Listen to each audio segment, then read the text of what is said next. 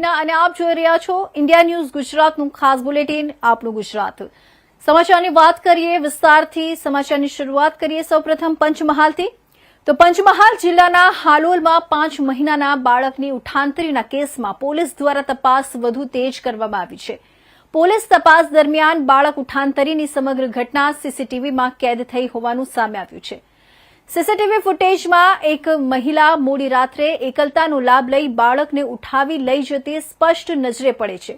ઘટનાના સમયે બાળક પોતાની માતા સાથે ખાટલામાં સૂતેલું હતું ત્યારે મહિલાએ બાળકની ઉઠાંતરી કરી હતી। આ ઘટના હાલોલના ટીમ્બી રોડ પર આવેલ સાંઈ બાબા મંદિર પાસે બની હોવાનું સામે આવ્યું છે। ઘટનાની ગંભીરતાને ધ્યાનમાં રાખી જિલ્લા પોલીસ વડાએ ખાસ ટીમો રચી તપાસના આદેશ આપ્યા છે। હાલ આ મામલે પોલીસ દ્વારા વધુ તપાસ હાથ ધરવામાં આવી રહી છે।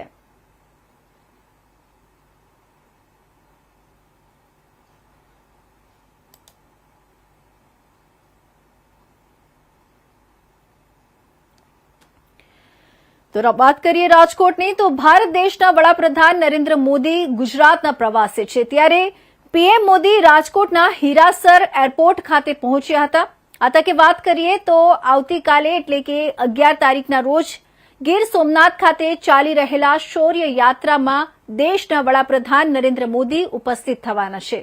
ત્યારે આજરોજ પીએમ નરેન્દ્ર મોદીનું રાજકોટ હીરાસર એરપોર્ટ ખાતે તેઓ પહોંચ્યા હતા। અહીં કેબિનેટ મંત્રી કુંવરજી બાવળિયા, રાજકોટના મેયર નયનાબેન પેઠડિયા, મુખ્ય સચિવ એમ.કે. દાસ, ગુજરાત રાજ્યના incharge DGP PKN. Rao, Rajkot police commissioner Brijesh Kumar Jha અને રાજકોટ જિલ્લા કલેક્ટર ઓમ પ્રકાશ સહિતના અધિકારીઓ તેમજ પદાધિકારીઓ દ્વારા વડાપ્રધાન નરેન્દ્ર મોદીનું ઉષ્માભેર સ્વાગત કરવામાં આવ્યું હતું।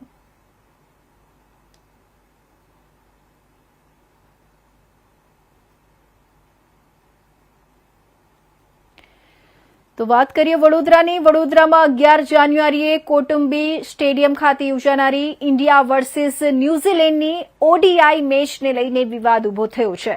બરોડા ક્રિકેટ એસોસિએશન બીસીએના કેટલાક મેમ્બરો દ્વારા ટિકિટમાં કાળાબજારી કરવામાં આવી હોવાનું ક્રિકેટ પ્રેમીએ ગંભીર આક્ષેપ કર્યો છે।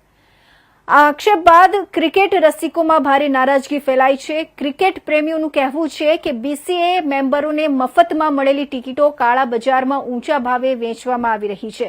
મેચની ટિકિટોનું ઓનલાઈન વેચાણ 1 જાન્યુઆરીથી બુક માય શો પર શરૂ થયું હતું અને માત્ર 5 મિનિટમાં જ તમામ ટિકિટો સોલ્ડ આઉટ દર્શાવવામાં આવી હતી। આટલા ઓછા સમયમાં ટિકિટો વેચાઈ જતા ક્રિકેટ પ્રેમીઓમાં શંકા ઊભી થઈ છે। ઘર આંગણે રમાતી આંતરરાષ્ટ્રીય ક્રિકેટ મેચ જોવા માટે ટિકિટ ન મળતા ક્રિકેટ રસિકોમાં ભારે નિરાશા જોવા મળી રહી છે। અનેક લોકોએ સ્ટેડિયમની બહાર પણ બ્લેકમાં ટિકિટ મેળવવા માટે પ્રયાસો કર્યા હોવાનું સામે આવ્યું છે। ક્રિકેટ પ્રેમીઓની માંગ છે કે ટિકિટનું ઓફલાઈન વેચાણ પણ શરૂ કરવામાં આવે જેથી વધુ લોકોને મેચ જોવા તક મળે। આ સમગ્ર મામલે બીસીએ મેનેજમેન્ટ તરફથી હજુ સુધી કોઈ સ્પષ્ટ જવાબ આપવામાં આવ્યો નથી। ટિકિટો કાળા બજારમાં વેચાય છે કે નહીં તેની તપાસ થશે કે કેમ તે બાબતે પણ પ્રશ્નો ઉઠી રહ્યા છે। Sir actually I am a cricket lover. Rohit શર્માનો ઘણો મોટો ફેન છું અને હું ખાસ રોહિત શર્માને જોવા માટે હમણાં પ્રેક્ટિસ માટે આવ્યો છું। ટિકિટ્સ અવેલેબલ નથી। ટિકિટ્સના પ્રાઇસ જે વીસીએના જે મેમ્બર્સ છે એ લોકો જ પોતે કોમ્પ્લિમેન્ટરી પાસીસને 12,000 થી 10,000 રૂપિયામાં વેચી રહ્યા છે। તો is that a fair thing? હા, એક ટિકિટના 12,000 રૂપિયા, 1,000ની ટિકિટના 10,000, 2,000ની ટિકિટના 15,000 રૂપીસ, બોક્સના 25ના 75,000 રૂપીસ, એવી રીતના ટિકિટ્સ વેચાઈ રહી છે, બ્લેક થઈ રહી છે। So that is a right?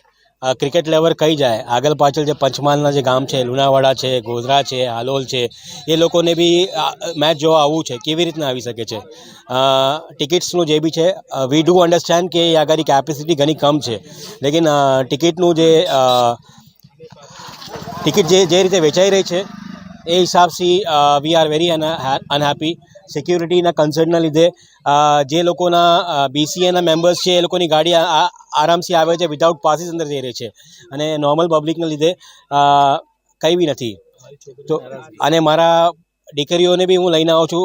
She is a Virat Kohli fan. She wanted to see Virat Kohli. It's not that કે she has not seen Virat Kohli, but when it comes to Baroda એને જોવો તો અને she was crying. That's the reason I am here right નાઉ.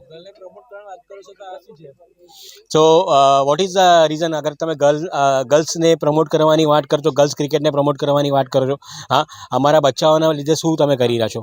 તો please I request BCA કે next time જ્યારે બી matches હોય તો ટિકિટ્સના માટે કેવી રીતના એક અલગ જ હોવું જોઈએ. બુક માય શોના અંદર બુક માય શોના જ લોકો એવી રીતના છે કે જે પોતે જ એપ બનાવી અને એ કરી રહ્યા છે. I have the screenshots. અગર છે તમે મારા ફોનમાં બતાવી શકું છું. તો ભાવનગર જિલ્લાના વરતેજ વિસ્તારના રંગોલી ચોકડી નજીક પોલીસ અને કાર વચ્ચે રકઝક થવાની ઘટના સામે આવી છે.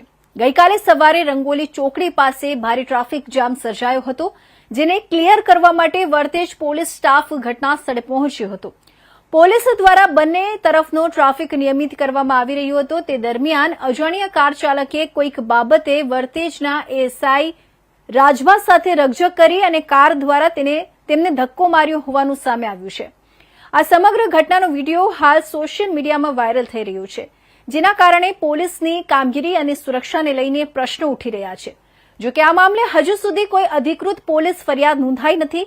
બનાવને લઈને તપાસ હાથ ધરવામાં આવે તેવી માંગ પણ ઉઠી રહી છે.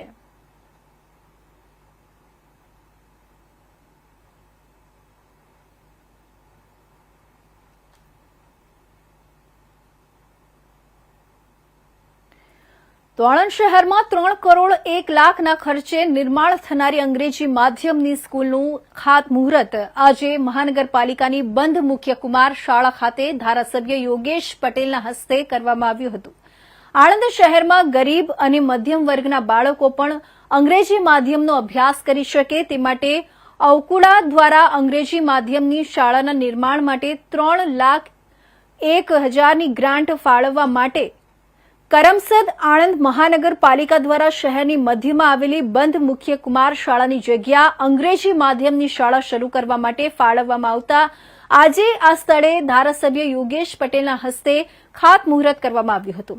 અંગ્રેજોના સમયમાં 1869માં બનેલી આ ઇમારત હેરિટેજ ટાઇપની અને ખૂબ જ મજબૂત છે, જેથી મહાનગરપાલિકા દ્વારા આ જૂની મુખ્ય કુમાર શાળાની ઇમારતનું જૂનું સ્ટ્રક્ચર જાળવી રાખી તેની પર નળિયાની જગ્યાએ સ્લેબ ભરીને અહીંયા ઇમારત તૈયાર કરવામાં આવશે.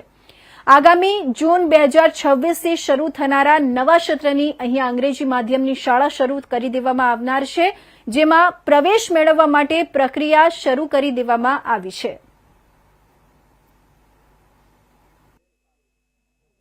ભારતના યશસ્વી વડાપ્રધાન નરેન્દ્રભાઈ મોદી સાહેબની પ્રેરણા અને સંકલ્પ આ દેશનો કોઈ વિદ્યાર્થી ભણતરથી દૂર ન રહે અને એ હેતુસર આજે કરમસદ આણંદ મહાનગરપાલિકામાં ગુજરાતના મૃદુને મક્કમ મુખ્યમંત્રી શ્રી ભૂપેન્દ્રભાઈ પટેલ સાહેબે 2 અંગ્રેજી માધ્યમ શાળાની મંજૂરી આપી છે. તેના અનુસંધાને આજે આ પહેલી શાળા અહીંયા મુખ્ય કુમાર શાળાના ગ્રાઉન્ડ ઉપર અમે નવી ઇમારત 6 ઓરડા નીચે અને 6 ઓરડા ઉપર એમ 12 વિદ્યાર્થીઓ માટે એક ઓફિસ કાર્યાલય અને એક સ્ટાફ રૂમ એમ કરીને આ ટોટલ 14 રૂમનું આ નવું બિલ્ડિંગ બનવા જઈ રહ્યું છે. એમાં દરેક છોકરાઓને કેજી જુનિયર, કેજી સિનિયર અને 1 થી 5 ધોરણનો અભ્યાસક્રમ અહીંયા ભણાવવામાં આવશે. આ કરમસદ આણંદ મહાનગરપાલિકામાં રહેતા જે દીકરા દીકરીઓને ભણવાનો અંગ્રેજી માધ્યમમાં નેમ છે એના માટેની અમે પાયાની સુવિધા ઊભી કરવા જઈ રહ્યા છે. ત્યારે સમગ્ર કરમસદ પ્રજાજનોને હું અભિનંદન પાઠવું છું.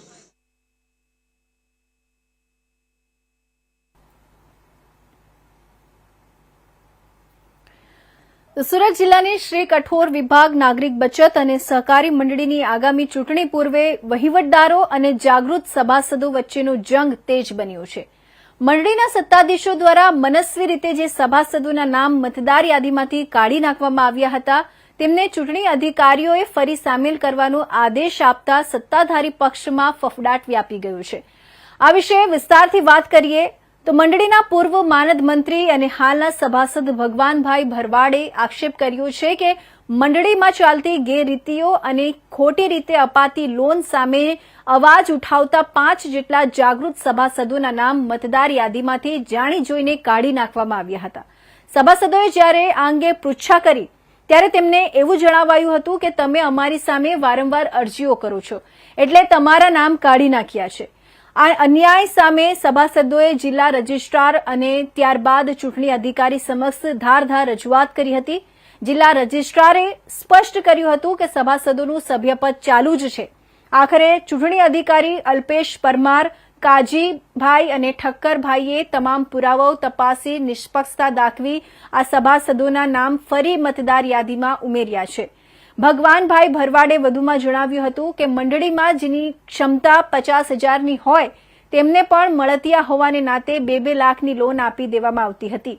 આ મામલે કરવામાં આવેલી ફરિયાદના આધારે અગાઉ 4 ડિરેક્ટરોને સસ્પેન્ડ પણ કરવામાં આવ્યા છે. ચૂંટણી અધિકારીના નિર્ણયને વધાવતા ભગવાનભાઈએ જણાવ્યું કે આ નાના માણસોના મતાધિકારની જીત છે. આગામી દિવસોમાં જ્યારે ચૂંટણી યોજાવા જઈ રહી છે ત્યારે તમામ સભાસદોને વિનંતી છે કે કઠોળ મંડળી એ નાના માણસોની જીવાદોરી છે. તેના વહીવટ માટે નિષ્પક્ષ અને સાચા માણસોની પસંદગી કરજો, જેથી મંડળીનું ભવિષ્ય સુરક્ષિત રહે. ભાઈ છે શ્રી કઠોર નાગરિક ધિરાણ સહકારી જે મંડળી છે તેની ચૂંટણીની જાહેરાત આવી છે. એ ચૂંટણીમાં મતદાનની તારીખે એટલે કે મતદાન પ્રસિદ્ધ કરવાની જે તારીખ હતી મતદાન યાદી, એ તારીખે અમારા નામ મતદાર યાદીમાંથી કાઢી નાખવામાં આવ્યા. 5 સભાસદો અમે પૂછવામાં આવ્યું કે શાના માટે કાઢો છો, કે તમે અમારા વિશે વારંવાર તમે અરજી કરો છો તે બાબતે તમને મતદાર યાદીમાંથી કાઢી નાખવાના. અમે જિલ્લા રજિસ્ટ્રાર સાહેબ પાસે ગયા, એમને અમે રજૂઆત કરી, એમણે એક લેટર આપ્યો કે આવું કોઈ રીતે અમે તમને મતદાર યાદીમાંથી કાઢ્યા નથી ને તમે સભ્ય પદ માટે ચાલુ છો. અમે આપવા છતાં પણ એ લોકો ન માનવા છેલ્લે ચૂંટણી અધિકારી પાસે અમે વાંધો લીધો, મતદાર યાદીના વાંધાના દિવસે વાંધો લીધો અને એ વાંધાના આધારે ચૂંટણી અધિકારી દ્વારા એક બાહોશ અને સારા ચૂંટણી અધિકારી, નિષ્પક્ષ ચૂંટણી અધિકારી દ્વારા અમને લોકોને પાછા મતદાર યાદીમાં સમાવવામાં આવ્યા છે.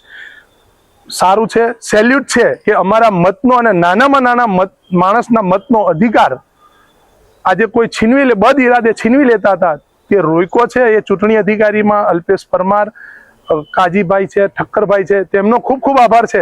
કે આભાર પણ એટલા માટે છે કે આવા સહકારી મંડળીઓમાં નાના લોકોના જે હક છીનવાય તેને ન છીનવી લેવા માટેનો એક એમણે દાખલો બેહાર્યો છે. તો વડોદરા મહાનગરપાલિકાની આજરોજ મળેલી સ્થાયી સમિતિમાં 11 કામની દરખાસ્ત લેવામાં આવી હતી, જે તમામને ચર્ચાના અંતે મંજૂરી આપવામાં આવી છે. આજની આ બેઠકમાં આઈટી શાખા, પાણી પુરવઠા વિતરણ શાખા, પાણી પુરવઠા શાખા, કાર્યપાલક ઇજનેર, પાર્ક્સ એન્ડ ગાર્ડન શાખા, બ્રિજ પ્રોજેક્ટ શાખા, affordable housing cell, road project શાખા જેવા અલગ અલગ વિભાગોના વિકાસલક્ષી કામો કમિશનર દ્વારા મૂકવામાં આવ્યા હતા, જેમાં બેઠકમાં ચર્ચાના અંતે તમામને મંજૂરી આપવામાં આવી છે. વધુ માહિતી સમિતિના અધ્યક્ષ ડોક્ટર શીતલ મિસ્ત્રીએ આપી હતી. સમિતિમાં કુલ 11 દરખાસ્તો મૂકવામાં આવી હતી. 11 દરખાસ્તોને મંજૂર કરવામાં આવી છે. કામકાજની વાત કરતા આઈટી શાખા દ્વારા સર્વર રૂમમાં આઈબીએમના સર્વરની નિભાવણી માટે 20,56,580ના ખર્ચે વાર્ષિક રેટ કોન્ટ્રાક્ટ કરવાનો હતો, જે કામને મંજૂરી આપવામાં આવી છે. પાણી પુરવઠા પૂર્વજોન ઇલેક્ટ્રોમિકેનિકલ શાખા દ્વારા કોન્ટ્રાક્ટ બેઝથી વાર્ષિક હજારાથી ઓપરેટરના મજૂર લેવાનું જે કામ હતું, જે કામમાં 20 લાખ રૂપિયાની નાણાકીય મર્યાદા વધારવાની મંજૂરી માગવામાં જે આપી દેવામાં આવી છે. આજવા સરોવર ખાતે નવીન સ્ટોમ વોટર ડિસ્પોઝલ સિસ્ટમ ચોમાસા પહેલાં જે લગાડવામાં આવી હતી, 67(3)C હેઠળ 0.375% ઓછા મુજબ 7.84 કરોડના કામને જાણમાં લેવામાં આવ્યું છે. કાર્યપાલક ઇજનેરશ્રી પશ્ચિમ ઝોન દ્વારા બિલ ગામ ખાતે નવીન કૃત્રિમ તળાવ બનાવવાનું કામ 67(3)C હેઠળ 68.39 લાખના ખર્ચે કરવામાં આવ્યું હતું, જે કામને મંજૂર જાણમાં લેવામાં આવ્યું છે. વડોદરા શહેરના રોડ ડિવાઈડર, રોડ સાઇડ અને બ્રિજ પર મૂકવામાં આવેલા તેમજ ગ્રીન સ્પેસમાં કરેલા પ્લાન્ટેશન ટેન્કરથી પાણી છાંટવાના કામને 21% વધુ મુજબ 75 લાખની નાણાકીય મર્યાદામાં મંજૂર કરવામાં આવ્યું છે. વડસર રિવર ઓવર બ્રિજના બ્રિજ સ્ટ્રક્ચરને રિપેરિંગમાં ગનાઇટિંગ, રાઉટિંગ અને એપોક્સી પેન્ટ વગેરેની કામગીરી 73.01 લાખના ખર્ચે 67(3)Cમાં જાણમાં લેવામાં આવી છે. વડોદરા મહાનગરપાલિકા સુવેડી શાખા દ્વારા 25 જેટલા એપીએસ એમપીએસ ખાતે જે નવીન ડીજી સેટ લગાડવાનું છે, 10 62% ઓછા મુજબ 10.39 કરોડના ખર્ચના કામને મંજૂરી આપવામાં આવી છે. એફોર્ડેબલ હાઉસિંગ ડિપાર્ટમેન્ટ દ્વારા જે પ્રધાનમંત્રી આવાસ યોજના હેઠળ ખૂબ મોટી સંખ્યામાં ગરીબો માટે આવાસ મળે તે માટે અને ડીપીઆર બનાવવા માટે 4 જેટલા કન્સલ્ટન્ટને 2.65%ના રેટે લેવા માટેની મંજૂરી આપવામાં આવી છે. ખાસ કરીને કન્સલ્ટન્ટમાં Saujani A&E consultant, Dhaval engineers અને વાપકોસ લિમિટેડને નિમણૂક આપવામાં આવી રહી છે, જેમાં પ્લાનમાં કોઈ પણ ફેરફાર થાય તો તેની જાણકારી સ્ટેન્ડિંગને આપવાની રહેશે. ઉત્તર ઝોનમાં વાર્ષિક ઇજારાથી 1 કરોડની નાણાકીય મર્યાદામાં પથ્થર પેવિંગ અને કર્બિંગના કામને 30.28% ઓછા મુજબ 1 કરોડની મર્યાદામાં જે મંજૂરી માગવામાં આવી છે અને મંજૂર કરવામાં આવે છે. દક્ષિણ ઝોનમાં વાર્ષિક ઇજારા 6 કરોડની મર્યાદામાં ફૂટપાથ તેમજ સર્વિસ ટ્રેક માટે પેરોલ બ્લોકનું જે કામ હતું તે 27.27% ઓછા મુજબ 6 કરોડની નાણાકીય મર્યાદામાં મંજૂર કરવામાં આવે છે. વોર્ડ નંબર 14 પૂર્વ ઝોનમાં જે પાણી પુરવઠા વિતરણ શાખા દ્વારા પાણી નળીકાની નિભાવણીનો ઇજારો હતો 70 લાખની મર્યાદામાં એને મંજૂર કરવામાં છે. 8% વધુ મુજબના ઇજારાને મંજૂરી આપવામાં આવે છે. તો અમરેલી જિલ્લામાં સ્ટેટ હાઈવેની વાઇન્ડિંગ કામગીરી દરમિયાન રોડ સેફટીના અભાવને લઈને ભારે નારાજગી જોવા મળી રહી છે. છેલ્લા 36 કલાકમાં રોડ સેફટી ન હોવાને કારણે 2 યુવકોના મોત થયા હોવાના બનાવો સામે આવ્યા છે. 2 દિવસ પહેલા લાલાવદર નજીક સ્ટેટ હાઈવે પર બાઇક રોડ નીચે ખાબકતા એક યુવકનું મોત થયું હતું, જ્યારે ગઈકાલે સલડી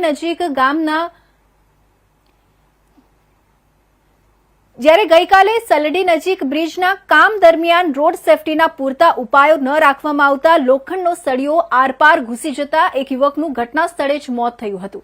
આ ગંભીર ઘટનાઓ બાદ ભાજપના યુવા નેતા તથા કોંગ્રેસના નેતાઓએ પણ સરકાર સામે નારાજગી વ્યક્ત કરી છે.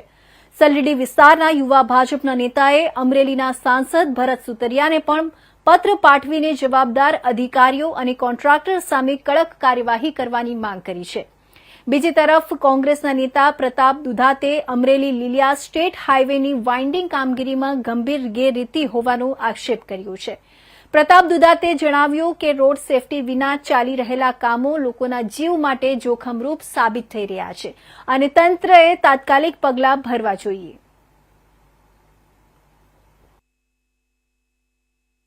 જણાવો અને ગઈકાલે જે ઘટના બની શું ઘટના હતી અને આ રોડ ઉપર જે સેફટી નથી આખી વાત કરજો ને. મારું નામ ધર્મેશ દેસાઈ છે, મારું ગામ સલડી છે, અહીંયા સ્થાનિક જ છીએ અમે. ગઈકાલે સાંજે 8:30 વાગે આજુબાજુ આમથી એક બાઇક સવાર આવતા હતા અને એ અહીંયા પુલમાં નીચે પડી ગયા હતા અને સરિયો જે છે એ માથામાં આરપાર નીકળી ગયો હતો. પછી ગ્રામજનો દ્વારા અમે રેસ્ક્યુ કર્યા, એક ભાઈને બોલાવીને ગ્રાઇન્ડર મશીન લઈને સરિયો કાપ્યો અને સરિયાની સાથે જ એને 108માં અમરેલી વધુ સારવારથી ખસેડવા આવ્યા હતા. ત્યારબાદ સવારે એવું જાણવા મળ્યું કે એ ભાઈનું મૃત્યુ થયું છે અને એક દી અગાઉ આપણે લાલાવદરથી આગળ જે કામ ચાલુ છે બાયપાસ પર, ત્યાં પણ આ ઘટના બની, ત્યાં પણ એક જણા મૃત્યુ થયું.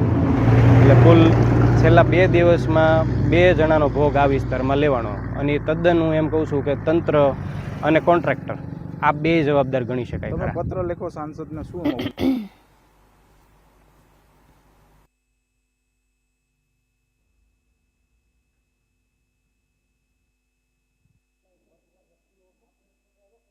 તો ગીર સોમનાથના પવિત્ર પ્રભાસ તીર્થમાં આજે ઇતિહાસ સર્જાયો છે.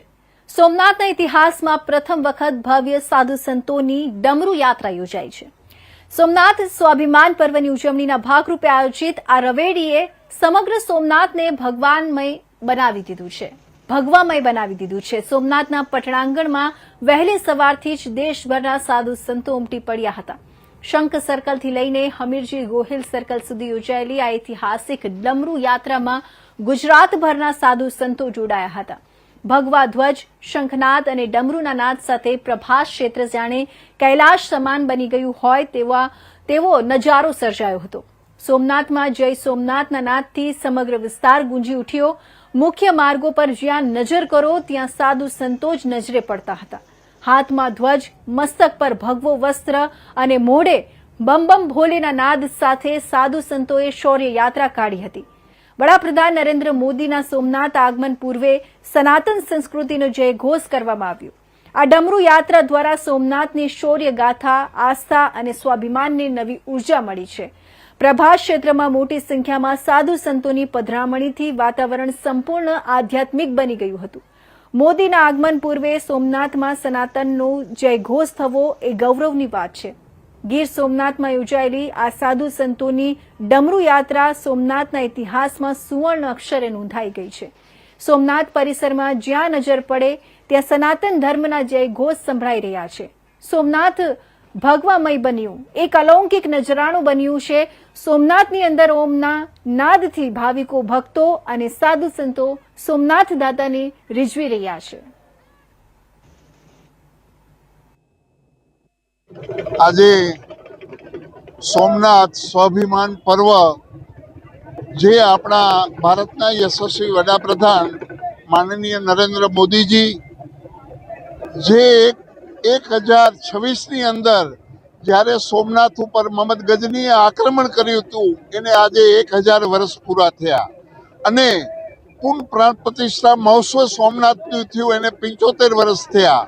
તો આજે ભારતના યશસ્વી વડાપ્રધાન એક મોટું આયોજન જે એક આપણે સનાતન ધર્મ હિન્દુ સમાજ જેના ઉપર ગૌરવ કરે એવું આજે એક આયોજન જે સોમનાથ સ્વાભિમાન પર્વ નામ નાખ્યું છે.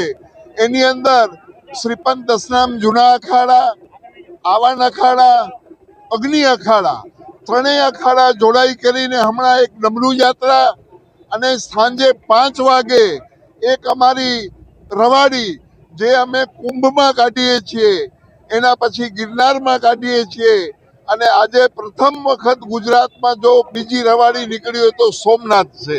સોમનાથની સ્વાભિમાન પર્વની આ પવિત્ર ધરતી ઉપર આપ સૌનું હાર્દિક સ્વાગત. આજે ગૌરવની વાત એ છે કે શૌર્ય યાત્રા વીર હમીરજી ગોહિલથી લઈ જેણે જેણે ધર્મ માટે માથા મૂક્યા એની એક યાત્રા, અદ્ભુત યાત્રા. ધડ ધીંગાણે જેના માથા મહાણે એનો પાળીઓ બનીને પૂજાવું, ઘડવૈયા મારે ઠાકોરજી નથી થવું અને જગતના નાથને, જગતના બાપને જેથી જરૂર પડી હતી તેથી લીલા માથાના બલિદાન જેણે આપ્યા હતા એવા શૂરવીરોની શૌર્ય યાત્રા જેને કહી શકાય. એવી શૌર્ય યાત્રામાં સોમનાથમાં સોમનાથ મહાદેવ ભોળિયા કરું તમારી સેવ, જટામાં વસે માત ગંગેવ અને પતિતને પાવન કરતી પાર્વતીના પતિ, ખોળામાં રમે ગુણનો પતિ, જાપનિત જપે જતી અને સતી, તારી આરતી રોજ ઉતરતી. એવી હજાર વર્ષના વાણા વાઈ ગયા અને જેની આરતી ઉત્તરોત્તર જેમ સૂરજ ઉગે અને ઉતરતી હોય, સૂરજ હાથવે તોય ઉતરતી હોય, જેની દિવ્ય ચેતના, દિવ્ય જ્યોતિ, પહેલું જ્યોતિર્લિંગ ગુજરાતની ખમીર બનતી જનતા, ગુજરાતની આ અવસરને ઉત્સવમાં ફેરવવાવાળી એક ઉત્સાહની વાત. એમાંય માનનીય આપણા પ્રધાનમંત્રી શ્રી નરેન્દ્રભાઈ મોદીના એક આગવા કદમને, અભિવાદનને તમામ સંતો પંચદશનામ અખાડાથી લઈ. તો રાજસ્થાનના માઉન્ટ આબુમાં વિશ્વ પ્રસિદ્ધ સ્કંદ પુરાણમાં વર્ણિત નક્કી ઝીલના દક્ષિણ તટે આવેલા હનુમાનજી મંદિર, માં ગાયત્રી મંદિર અને સેતુબંધ રામેશ્વરમ મંદિરના રજત જયંતિ મહોત્સવનો આજે 3જો દિવસ ઉજવાઈ રહ્યો છે. આ અવસરે ભવ્ય ધાર્મિક કાર્યક્રમો યોજાઈ રહ્યા છે, જેમાં ભાગવત કથાનું વિશેષ આયોજન પણ કરવામાં આવ્યું છે. પ્રસિદ્ધ કથાવાચક મયંક મિશ્રાએ પોતાના પ્રવચનમાં જણાવ્યું કે ભગવાન શ્રીકૃષ્ણની દરેક લીલા અને દરેક કર્મ માનવ જીવન માટે વિશેષ સંદેશ આપે છે. તેમણે જણાવ્યું કે માઉન્ટ આબુને 33 કરોડ દેવી દેવતાઓનું નિવાસસ્થાન માનવામાં આવે છે. અહીં ભગવાન શ્રી રામ તથા તેમના 4 ભાઈઓએ વશિષ્ઠ આશ્રમના ગોમુખમાં શિક્ષણ લીધું હતું.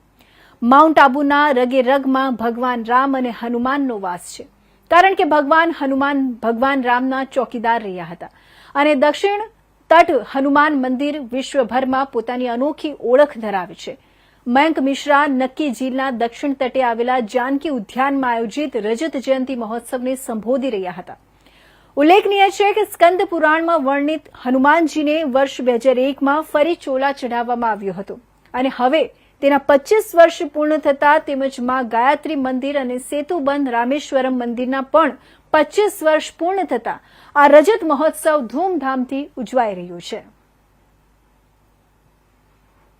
माउंट आबू जिस प्रकार से भगवान राम की जन्म स्थली अगर अयोध्या रही है तो माउंट आबू शिक्षा स्थली रही है. भगवान वशिष्ठ का आश्रम है माउंट आबू में और चारों दिशाओं के अंदर चारों हनुमान, जिस प्रकार से दक्षिण तट के हनुमान जी का आज जिस प्रकार से जीर्णोद्धार के बाद में 25वीं रजत जयंती महोत्सव मनाया जा रहा है. जाने माने कथावाचक जो हैं मयंक मिश्रा जी हमारे साथ में हैं।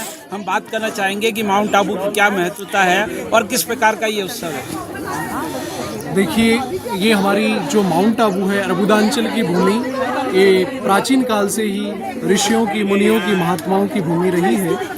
आज यहाँ पर श्री हनुमान मंदिर, सेतुबंध श्री रामेश्वर महादेव मंदिर और गायत्री माता मंदिर के रजत जयंती महोत्सव के उपलक्ष्य में श्रीमद् भागवती कथा का पावन उपाख्यान दास के द्वारा ही, दास की वाणी से हो रहा है, जिसमें हम सभी भगवान के विविध चरित्रों का श्रवण कर रहे हैं। माउंट आबू के सारे जो सद्गुणी लोग हैं, भगवत भक्त लोग हैं, वो इस कथा को सुनने हेतु बड़े ही चाव से, उमंग से यहाँ पर आ रहे हैं और बड़ा ही आनंद हो रहा है। भगवान राम की जिस प्रकार से कहीं न कहीं महिमा है माउंट आबू के अंदर कि उनकी शिक्षा स्थली रही है और कहीं न कहीं चारों ओर जो है हनुमान विराजते हैं माउंट आबू के।